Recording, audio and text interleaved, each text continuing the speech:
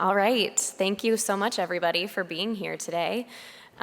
We have a great session for you. We're going to talk about the emergency medicine match, how we got here and where we're going next.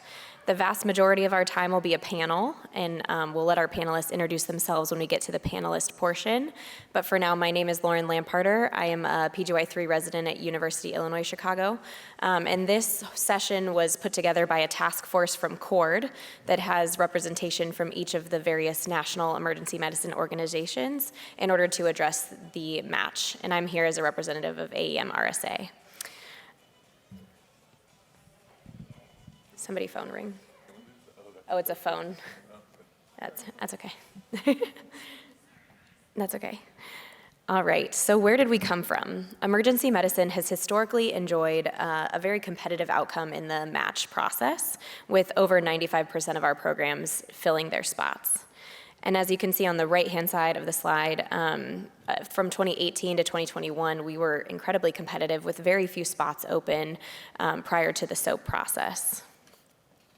Unfortunately, then in 2022, we did see a pretty significant decline in the with an increase in available spots after the basic match before the SOAP. And this continued significantly into 2023 with 554 open spots. This left us considering what happened to our applicants and where are they going, what other specialties are they pursuing, and why. And so because of this, CORD formed our task force to represent all of emergency medicine and really assess why applicants are pursuing emergency medicine and what motivates them to come to us as a specialty. And while we did see a recovery in the number of open positions this year, we still need to understand better the factors attributing to the 2022 and 2023 matches to ensure that we're continuing to reach out to medical students in the correct way. And we also need to caveat the fact that we're seeing a decrease in allopathic MD applicants in this most recent match as well, with a significant increase in DO applicants and IMG applicants, which may indicate this is only a temporary solution. So as a task force, we've really approached this topic from a wide variety of initiatives, but one of our big initiatives was a survey that was performed in 2023 after the match, surveying EM-bound medical students who had applied in 2022 and 2023. We reached out to them through the listservs of these resident organizations by their participation in national organizations in expressing interest in EM. And our ultimate hope was to capture responses from students who had considered but ultimately decided not to come into emergency medicine, applied to EM as a secondary choice, dual applied to EM in another specialty, or entered through the SOAP. And we gave them $10 to give responses to our survey. What we captured was most of the students that we talked to had already gone through residency match, which makes sense. This was right after the 2023 match. So you can see in this chart on the left, vast majority had gone through 2023 match, a handful from the 2022 match, but then 9% came to us through the SOAP. And then on the right, you can see that the vast majority of our respondents did apply only to emergency medicine, but we were able to capture about 13% who considered but ultimately chose not to pursue a career in emergency medicine, who was part of our more interested cohort. So why are medical students coming to emergency medicine? Interestingly, we found that about 70% of medical students encounter negative advising against pursuing a career in emergency medicine. And the sources of this negative advising came from physicians and residents in other specialties while they were rotating through their medical student curriculum. They often said that even EM physicians were encouraging them away from our specialty, and social media was a huge influence of this negative advising as well. Despite their negative advising, medical students said that they continued to choose EM because of this chart on the right-hand side of your screen. You could see that they believed they fit personally into the specialty of emergency medicine. They really enjoyed the lifestyle of the emergency medicine career with a reasonable length of training, ability to take into account family considerations, and overall flexibility of our specialty. They didn't have an interest in another specialty. They really liked our variety of patient pathology and the high acuity of patient and care that we encounter. And ultimately, they doubted the accuracy of the workforce report from 2021, stating there would be an incredible surplus of emergency physicians in 2030. And then on the right-hand side of the screen, you can see the most commonly cited positive influences for them pursuing a career in emergency medicine. And all of these aspects had to do with their direct experience encountering our work in the ER, whether working from directly on shift with ER residents and attendings, the 3rd and 4th year clerkship experiences, or their prior experiences in emergency medicine as EMS practitioners or scribes. The flip side, unfortunately, why were medical students not coming to emergency medicine? We found that about 60% of our medical students knew somebody who initially thought they were going into emergency medicine and decided against it. And in this bar graph on the right-hand side, you can see the reasons that they said these students did not pursue a career in emergency medicine. The vast majority said the concern for future job security because of the workforce report, the impact of COVID-19 increasing physician burnout, and then the increased number of residency spots, which they believed was contributing to the potential for job security questions.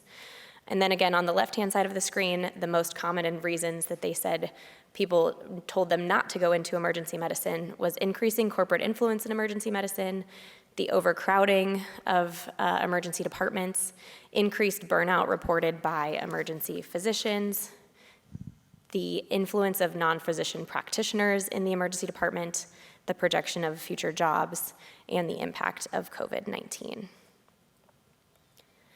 So the hopeful part of this presentation, where are we going from here? And this is gonna hit the crux of our panel today. But ultimately, a lot of our respondents told us that if their peers had encountered direct experience in the emergency department earlier, they would have pursued a career in emergency medicine.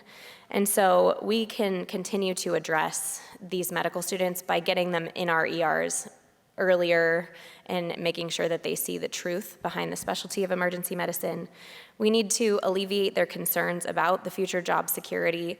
The 2021 workforce report came out pre-pandemic, and our emergency medicine culture has shifted greatly since. We need to address the impact of non-physician practitioners in the emergency department and ensure them that the emergency physician will be the head of the patient care team. We need to improve overall perception of emergency medicine so that our colleagues in other specialties are not participating to this negative talk about our specialty and discouraging our applicants. And lastly, we need to work on improving work-life balance and compensation in order to ease burnout and address the encroachment of corporate medicine in our ERs. Our task force continues to plan to work on these very important issues in our specialty with our future initiatives, and we can't wait to talk to you about them during this panel. Please welcome our panelists.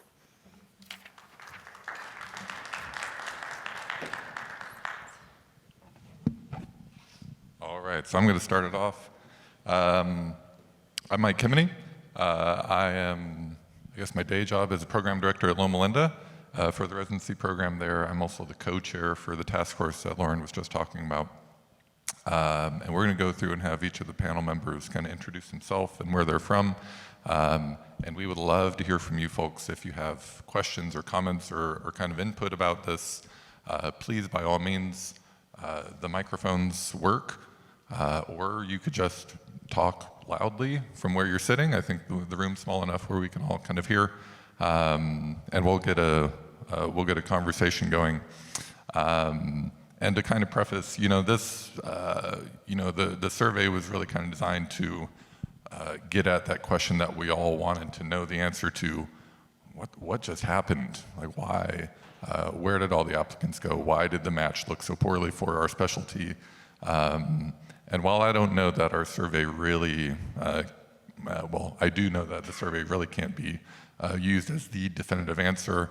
I think as part of a collection of evidence, I think that it really can go a long way. Dave Liu presented on the first day of SAEM earlier this week a qualitative research study designed at answering the same question and really got to a lot of the same conclusions, right? So there's a lot of overlap between more of a quantitative survey-based research project that our task force did and then the qualitative interview-based that he did. And both groups really kind of found some very similar things. So I think that's probably a pretty good starting off point for our group and for this discussion. So, why don't you start off?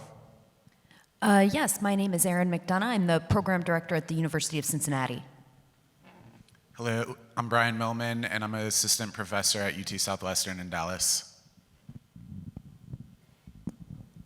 I'm Miriam Kulkarni, and I'm the program director at St. John's Riverside Hospital in Yonkers, New York. I'm John Fisher. Everyone calls me Fish. I am a full-time ASIP staff, now looking at workforce and practice issues. Got it. And if no one's jumping up just yet to ask a question, no? Let's talk about burnout, right? So burnout was one of those things that that applicants identified in our survey as one of the big concerns about entering emergency medicine. What about it? How do we address burnout? How do we address well-being for emergency physicians so that students kind of understand that being an ER doctor for a long career is a viable option? So, I can start. I think one thing it's important to kind of think about in terms of in terms of the specialty, I think, how we address burnout is a problem that we've been looking at for a long time. And there are lots of things that our specialty has done to address burnout and to promote longevity in our specialty. I think for the match, we really need to think about how we address the perception of burnout. And one thing that I always point out to students is, if you look at Medscape, every year, emergency medicine is the most burnt out specialty. But if you actually look at that data, there's no range, right? So, I think the burnout rate in emergency medicine is usually around 50%, but the range is 47 to 50. So that's one of the things that I message to medical students is that this is hard. Medicine is hard. There's a lot of pressures on medicine in general. And so a lot of the things that emergency medicine they're challenging about emergency medicine are challenging about a lot of specialties. The other thing that I think we do in terms of addressing the perception of burnout with our students is, number one, showcasing a lot of the great initiatives that our specialty has already in terms of addressing burnout in our specialty, and also showcasing longevity. Because I think that that's a piece that our students aren't seeing. They're not a lot of the people who are in front of them are residents or they're junior faculty, and they're not seeing people who've been in our field for 15, 20, 25 years. So I think sort of making sure that those voices are being heard and people are hearing those people say, I would choose a specialty again. I love my career. I've had a great productive career in emergency medicine. I think that's really important. And the other piece of it, though, is I think we've been doing a fantastic job as a specialty in sort of expanding our scope, and there's tons of people who have fantastic, sort of other facets to their careers. I just sat in the faculty development committee meeting, and everybody in the room except for me was a chair or a vice chair or a dean. So I think we're doing a fantastic job of kind of expanding the scope of our specialty. I think a lot of folks who are emergency medicine physicians go on to do things like the Roche Review, they start startups, they have these fantastic other careers, and I think that's another thing that we need to showcase about our specialty too. Yeah, I completely agree with that from the resident perspective as well. I think there's two key issues to address here, right? We know that as emergency medicine doctors, we encounter very difficult aspects of culture and life and things that we see the average human is not seeing and encountering every day. And so we do need to acknowledge that that takes a toll on us as people in our career. And I think the culture has shifted around COVID, and discussions about mental health and burnout have become more regular and routine, and we're seeing things like the National Lorna Breen Act, where people are being protected and encouraged to pursue treatment for mental health care, and they're talking about things earlier before it gets to the point of significant burnout. And I think that's encouraging to our residents and medical students because we're enabling them to pursue health for that, discuss their feelings and things more frequently. And so I think we need to discuss, the ways we're supporting our students and residents in this.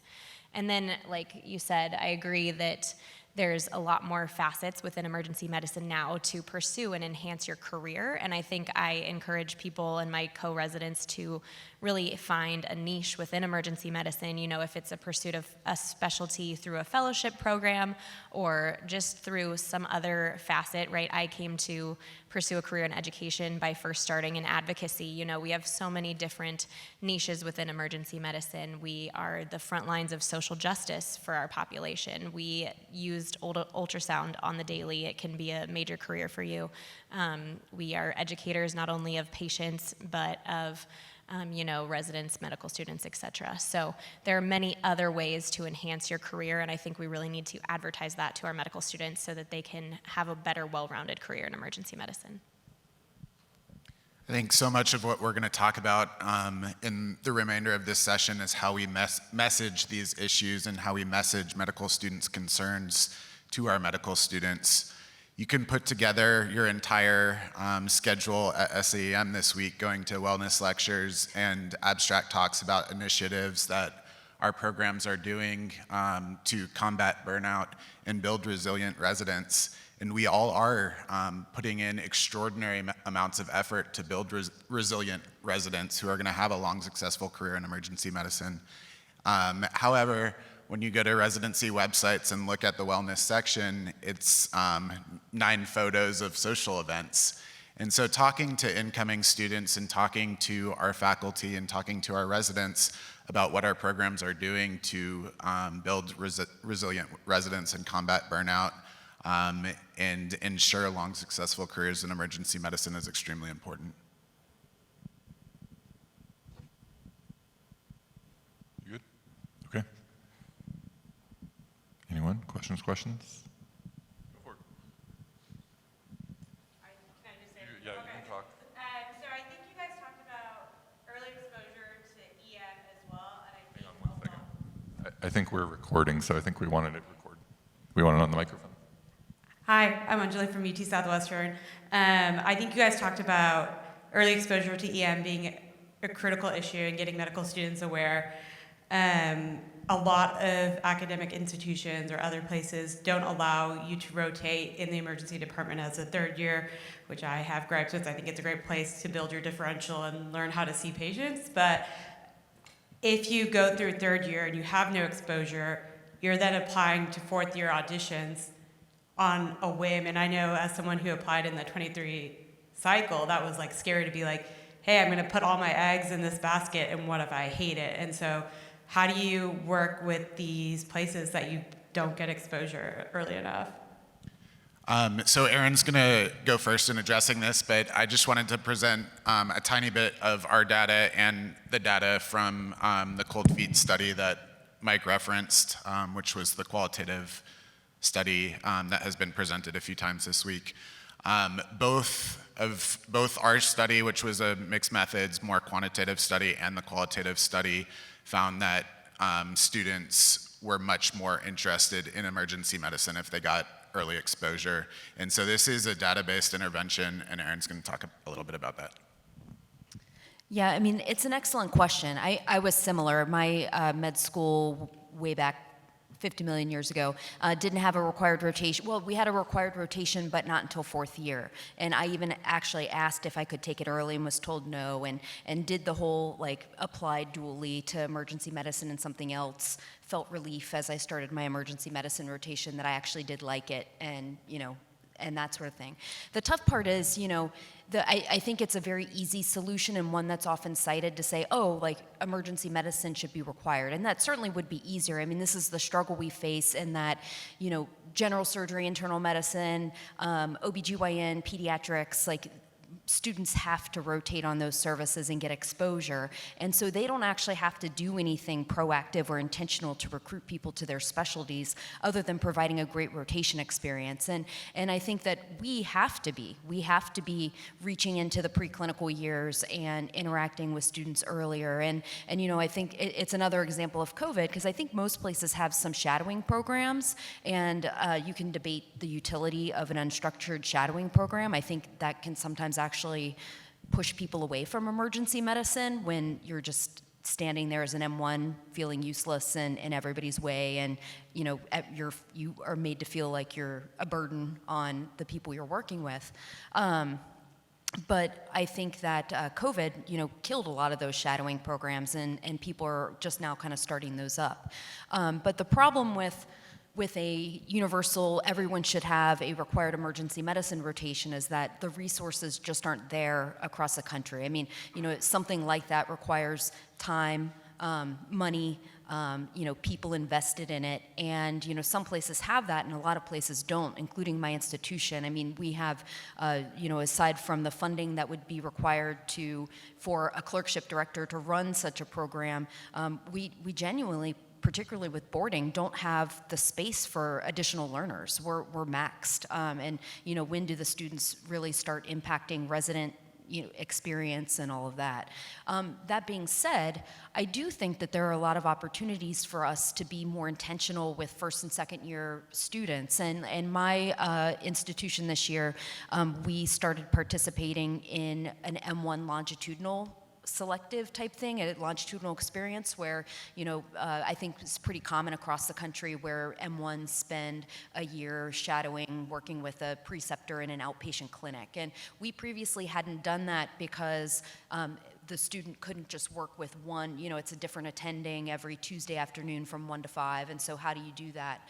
But we did it this year, and it was actually pretty successful. We trialed out 2 students, and they were students who had an inkling they might want to do emergency medicine, and I think they both came away from it feeling pretty inspired because they're hanging out, they've got some structure. It was easy to precept them because that this week they're working on taking a history and physical. This week they're working on writing a SOAP note and very concrete stuff. And then otherwise they're just shadowing and seeing things. And, like my student the other day saw an intubation and a synchronized cardioversion back to back and was just wide-eyed and thought it was awesome. And so, I think there are opportunities like that aren't as resource intensive, which is a big inhibitor for so many people, that could bring students in a more positive, structured fashion that could provide that early exposure. And the reality of it is we just have to be intentional about it because we can't just sit back and let everybody rotate on our service. I think we have to think a little bit outside the box here. In the students that we surveyed, the factor that had the highest association with wanting to go into emergency medicine was the emergency medicine residents. And below that was the emergency medicine faculty that the students spent time with. So the impact that the residents in the room are having on these students and their decision to go into emergency medicine is profound. So in places that we can't get additional preclinical students in the emergency department, I think we have to think about ways that we can get our residents in front of medical students who have not made a decision on what specialty they want to go into. That may look something like creating a procedural elective geared toward not just emergency medicine students, but ortho-bound students and anesthesia-bound students, where 1 week you're teaching basic suture skills, the next week you're teaching IV access or ultrasound-guided IV access, and it's an emergency medicine owned elective that teaches procedural skills. All of our time is critical and we have to be very deliberate about what we're doing with our time, but this is something that has a high chance of getting more students interested in emergency medicine. Agree with that. And one more comment. I mean, I think the emergency medicine interest group is a great way to do that as well. And our residents engaged in that.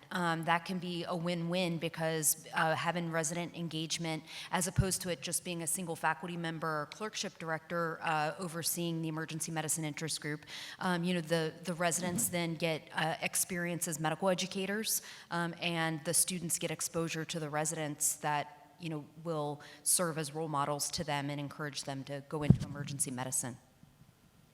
Dr. McDonough here is leading our group's efforts in the early exposure realm. We have really 3 priorities, and early exposure is one of them. Dr. McDonough is leading that, so she's going to fix it all. By the end of the year, we should have it all sorted out.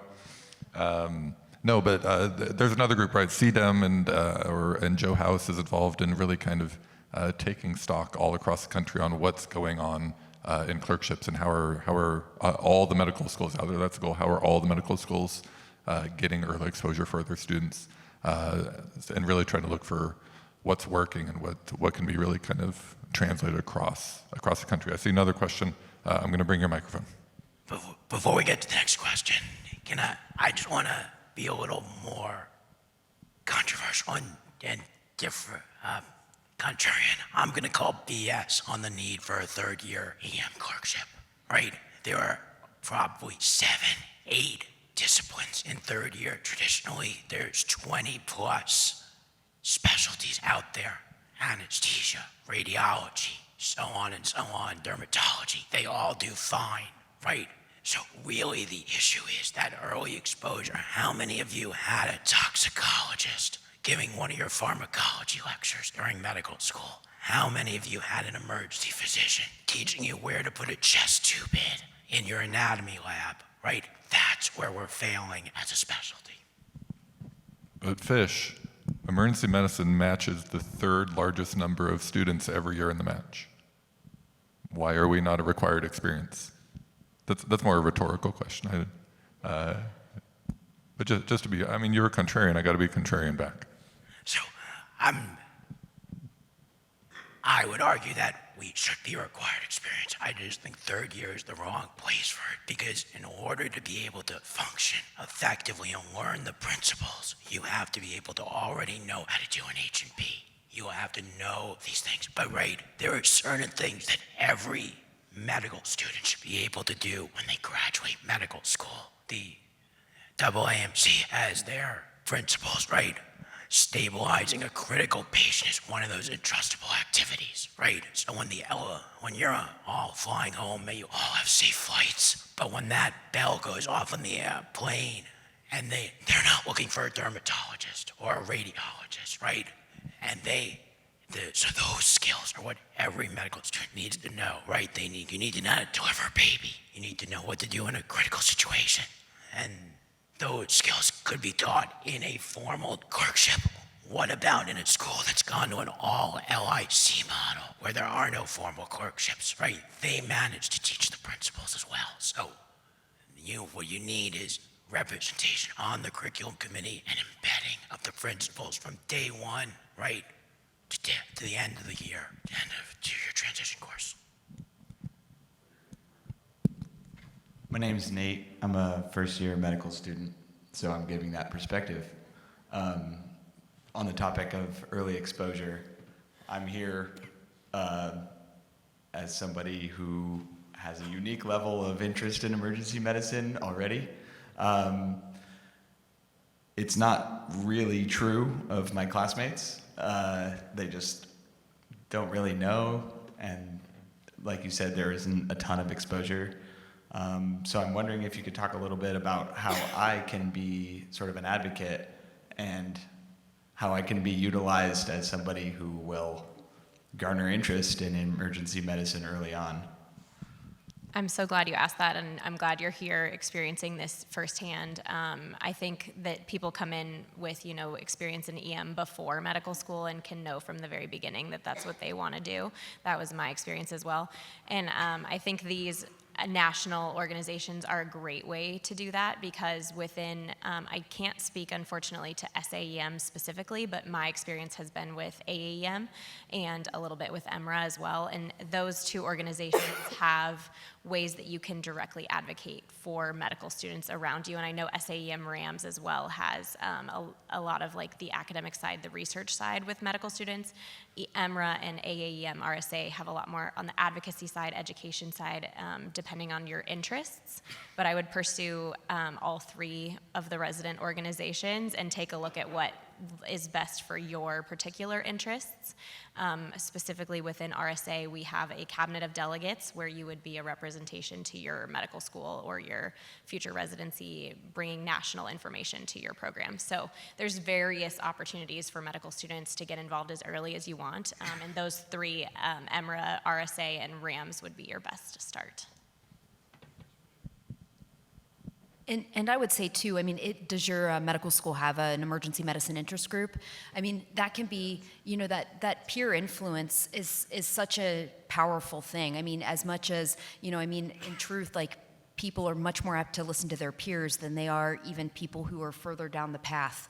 And so, taking what you've seen and learned at this conference and sharing your enthusiasm about emergency medicine with them, I mean, one of the things that we're fighting against is the perception, which we'll probably talk about, the negative perception of emergency medicine currently, with a lot of bad press from the workforce report that has, certainly has some issues associated with it, and then the quality report that came out a few years ago that, said we misdiagnose everybody. And so there's a lot of that kind of perception that, people like you who have had more exposure can very readily dispel. Nate, kudos to you for coming here as a first-year student. That's fantastic. I think that's a great thing. Once your friends see you wearing the swag that the resident student organizations do, they give out a ton of swag, and doing the cool stuff that you're going to be doing once you are getting involved in these groups. I think that'll be the best recruitment tool for your peers. I think it's fantastic. Thank you. I'll continue to fight the good fight. I would challenge you to go back to your curriculum committee and ask them, where is the content in the first 2 years? Why aren't we learning central lines or chest tubes in the anatomy lab, right? Why aren't we learning pathology of physical diagnosis by actually going down to the ER? The ER is one of the greatest learning labs in the hospital and the medical school. But applaud you for all you're doing. Ultrasound too, why aren't they learning ultrasound? Any other questions right now? Okay, something else that came up in our survey was crowding. And crowding really kind of touches on both burnout and it touches on early exposure, right? You can imagine being a medical student coming to do an elective, shadowing an experience, and you are sent to go see your first patient, and you say, okay, which room? No, it's not the room. Okay, which chair? No, it's fine. Go find them in the lobby, and go talk to them in the hallway. Right, that I think can be a very challenging experience. So what about ED crowding? Because that was definitely identified as one of the top 5 concerns in our survey.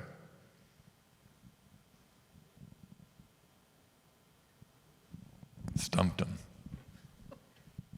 So I'll take a stab at this, right? EM is the specialty of anywhere, anytime, anything, right? We succeed where others don't want to work, and that's what makes us awesome, right?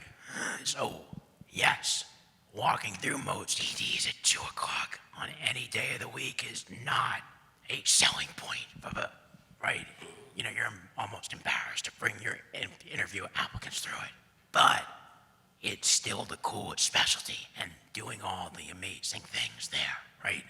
Boarding affects everybody. There's, right, your poor house staff upstairs and internal medicine residents trying to admit these patients or trying to get them out to the nursing homes. It's a perception issue. It's still really cool, and you just have to acknowledge boarding's a problem. It's a problem for not just medicine, not just emergency medicine, but all of the house. So just accept it, move on, and go past it. Yeah, I think it's an aspect where we need to change our own negative talk as well, for where we're having learners in the department. I think when we walk into the shift and you see the waiting room is larger than the emergency department itself, it's very discouraging, and patients have been in the ER for days. And I think it's something that, again, we can all gripe about, but ultimately we're there to work for these people and help them get the care that they need.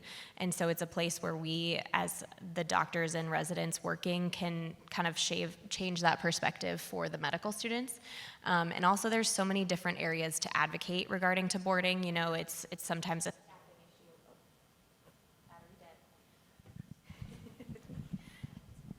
it's sometimes a staffing issue, a hospital systems issue, et cetera. So it's a place where if it's something you're passionate about, you can advocate, on the systems level, local, state level, or even national level with regard to this issue. And so it's a conversation that's going to need to continue to evolve across many specialties as well. I also think, this goes back to that idea of burnout. I think it is something that, the thing that we don't do so well as a specialty is, all of us has the experience. You know when you walk into your next shift that there's going to be somebody who's expressing anger towards you over something that you don't have control over. And in my experience, some emergency physicians do a great job of handling that, and some of us don't. And one of the things that I have sort of started to focus on in my residency is having people come in with a toolkit for how you're going to deal with that when you're kind of getting that anger that's coming towards you over something that's not in your control. And what are things that I can put in my residents' toolkits that are going to make them, help them deal with that and help them be resilient? Because the reality is there's a lot of forces that certainly we as a task force can't control, probably you and your individual institutions can't control. And so that problem of boarding, it is one that is really important to emergency medicine. All of our national organizations are working really hard on it, but it's difficult. And so it's gonna take time. And in the meantime, when our trainees and our colleagues are sort of fighting for that, through that, what can we do to make it, to help them get through it? And I think a piece of it is that there are definitely techniques that can be taught and things that you can give your colleagues and your trainees so that it doesn't feel so grueling, so that it's easier for them to go through that shift knowing that they're going to have to deal with people who are difficult. Okay, we've got to get to workforce. A lot of folks hypothesized that workforce projections and uncertainty about job prospects was the driving force for match results in the specialty the last couple of years. We asked that specific question in our survey, and sure enough, applicants told us, yep, we think workforce projections and uncertainty about whether I'm able to get a job after residency is the #1 reason why match results have been the way they've been for emergency medicine the last couple of years. So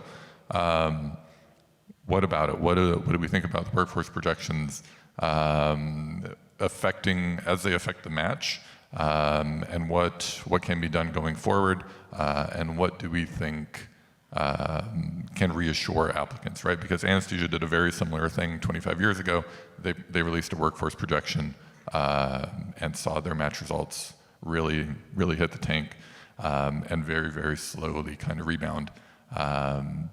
And their rebound really centered around reassuring their applicants that that jobs were going to be there for them.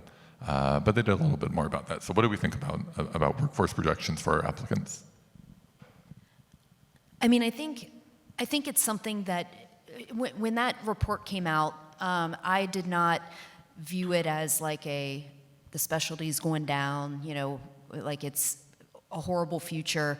I mean, the workforce report, and you can debate the accuracy of it. I mean, I suspect that the sentiment of it is true, even if their specific numbers may not be, because of the attrition rate they used and how so many people left medicine during the pandemic. But the sentiment is probably true. But I mean, I viewed it as a prediction that allows us to be proactive and do things to combat that. And I think that we are already seeing the specialty work to do so, and so, that gives me optimism. And there's work to be done. I mean, I think that the issue of scope of practice for advanced practice providers is a super controversial but important thing that the specialty needs to, be advocates for. But I think that, and then the issue of expanding programs and expanding spots and such. But we are actively talking about these issues, and that is probably one of the best things that we can be doing to ensure that we have a stable workforce.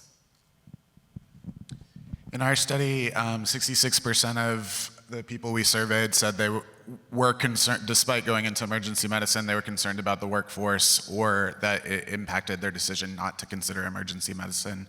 And something interesting that came out of Cold Feet, which was SAEM's qualitative study, which our study just wasn't able to get at because of its survey-based nature, was that students were concerned about the workforce, but in addition to that, they did not get sufficient responses from EM physicians when they were asked about the workforce in the workforce study. So a sub-theme of Cold Feet was when students asked us, is this going to be a problem in 2030? We said the study was done incorrectly and it's not going to be a problem, move on, rather than talking about the things that we are doing to ensure that our workforce still has many available jobs in 2030 and the years before and the years after. So I just want to highlight two of the things that our group has done and is doing to highlight all of the great jobs available in emergency medicine. And we have brainstormed many other initiatives and may enact many other initiatives in the future, but two of the things that we've done so far are Best Jobs and EM social media campaign. So that began last year and will continue this year. We encouraged all programs to post on social media all of the jobs that their graduates got. And it was an incredible campaign last year. It got over 20,000 views on Twitter and over 5,000 likes on Instagram. There's huge room for improvement there, and we have a lot of potential in running that again this year, but we did see medical schools reposting some of those posts. We did see many student organizations interacting with those posts, and the goal there was to show that all of our graduating residents are getting jobs. They are getting the top jobs that they applied to and jobs that were desirable to them, and they're getting amazing fellowship positions as well. The second thing that we're doing this year is collecting some of that job data in a more systematic fashion. So we want to be able to collect job data on all of our graduating residents year over year and be able to identify early trends in a drop-off of jobs available to be able to predict future trends in the workforce by the jobs that our residents are getting, but also to be able to say to students and our dean's offices and anyone interested in workforce data that 99.9% of our graduating residents are getting top choice jobs in desirable locations that they want to be in, and that this is occurring year over year. So it's interesting, right? You get something right or you get something popular. Everybody wants credit for it. You make something a little controversial and people start backing away from it. The workforce report was a joint effort by almost all the organizations. NEM, SAEM was at the table, Court was at the table discussing it. And whether it's right or wrong is really not the way to look at it. It was a projection based on the data at the time, just like American Airlines is predicting my flight's gonna take off on time today, right? But the weather changes, things happen. There were about 8 or 9 core pieces of it. The number of patients seen by non-physician providers, the number of patients available to be seen overall, right? The number of growth in residencies. And pre-COVID, all those things were on skyrocketing slopes. The growth in the number of patients being seen by non-physician providers was 9% every year. So they were taking a bigger and bigger bite. Well, guess what happened? A couple of things happened. One, we figured out they're not actually cheaper. They actually cost more and deliver lower quality. So the number of patients that NPPs are seeing are going down. The number of residency growths and residency spots has also leveled off. Even before the things with the match, the growth was slowing down. So all those projections are not really where they are today. And whether you have a job doing what you do in brick and mortar EDs in 10 years in the future, right? Because the report was 2020, looking at 2030. What I do in 2020 was way different than what I did in 2010. So it's all really just saying we need to look at the specialty, see what we do, and really see what's going on. Are there too many residencies? And that's a huge debated topic that some of the other panelists panelists can answer their opinion on there probably are too many residencies in certain spots, right? Michigan, New York has an unbelievable density of residencies versus per capita resident or per patient, however you want to count it. But there are states that still don't have a single EM residency in the entire state. There's a shortage of physicians in rural environments. Yes, if you want a job in Northern California or New York City, it's a little bit hard to get. And it was hard in 2000, it was hard in 2010, it will be hard in 2030. But there's plenty of jobs out there. Got it. Okay, we've got maybe 5 more minutes, so I want to make sure that we're getting to all your questions or comments. Any last bits? Yep. By all means.